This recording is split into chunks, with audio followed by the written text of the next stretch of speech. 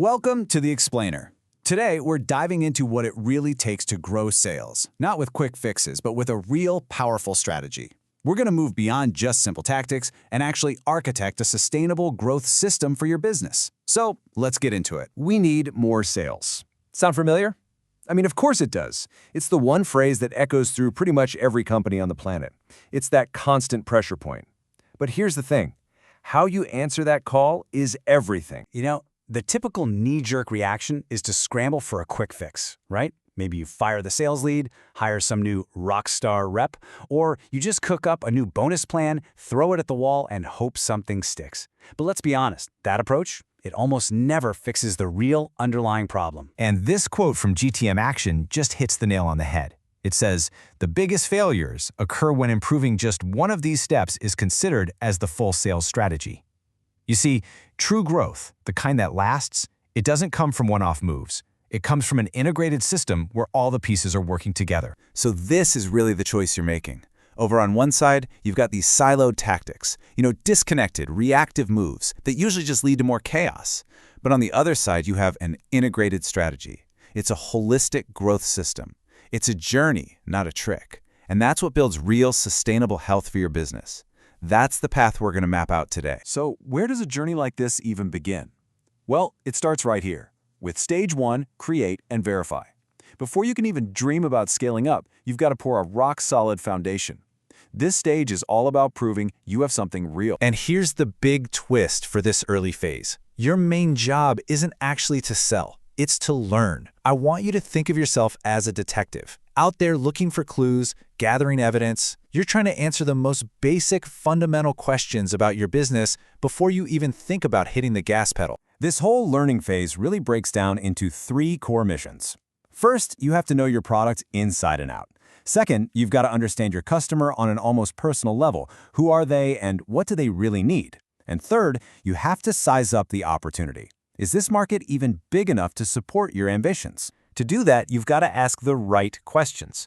And notice, these questions aren't about your awesome features. They're about your customer. What problem are you solving, but in their words? Who else in their company has a say in this decision? What's the thing that happens that makes them go, "Ugh, I need a solution"?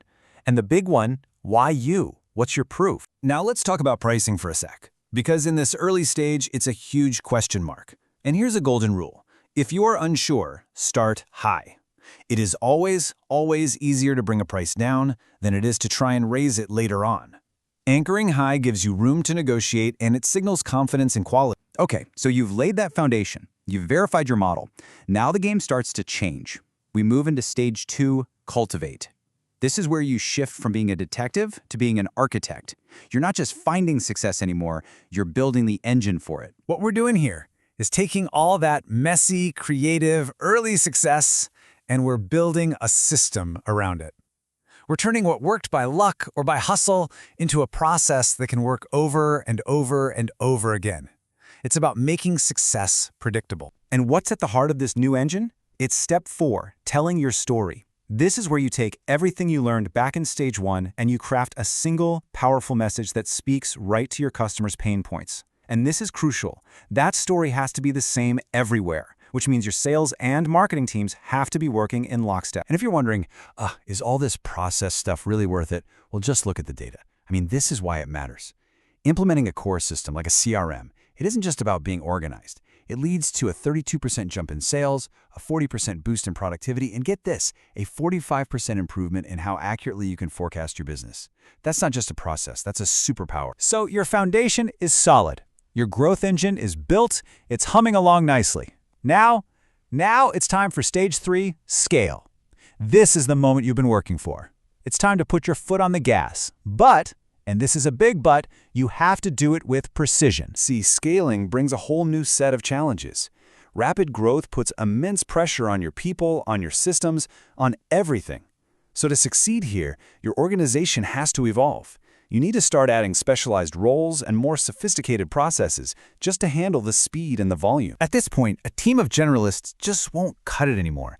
You need to build a team of specialists. This means having dedicated hunters who are amazing at finding new business. You need farmers who are great at growing the accounts you already have, and you need developers to nurture those early leads.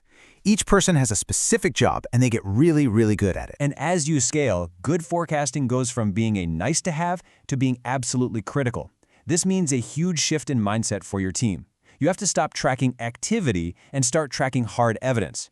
We had a good call means nothing. They confirmed the budget, now that's a fact. One is a feeling, the other is real progress. And finally, your incentives, what you pay your people for, has to grow up too. A young startup might throw bonuses at reps just for getting new logos in the door. But a more mature company, they might need to incentivize high-profit deals instead. The takeaway here is simple but powerful. Be careful what you measure, because that is exactly what you will get. So we've walked through create, verify, cultivate, and scale. But here's the secret. This isn't a straight road with a finish line.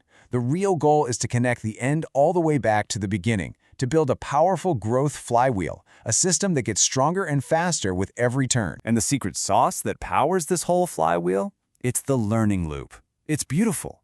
What your salespeople are hearing from customers out in the real world feeds directly back to the product team. That feedback makes the product better. A better product is easier to sell, which gets you even more customers and more feedback. You see? It's a self-reinforcing cycle of awesome. So let's just take one last look at the whole journey. It all starts in create, right? You're just experimenting, getting feedback. Then you verify that you actually have a real business. From there, you cultivate it by building repeatable systems. And finally, you scale it by accelerating with a specialized team. It's a clear, logical path from a simple idea to market leadership. Which brings us to the last and maybe the most important question of all. We've laid out the map. You can see the whole playbook. So now I'll turn it back to you. Where is your business on this journey right now? And what's the very next step you need to take? Because figuring that out, that's how you turn all of this into real action.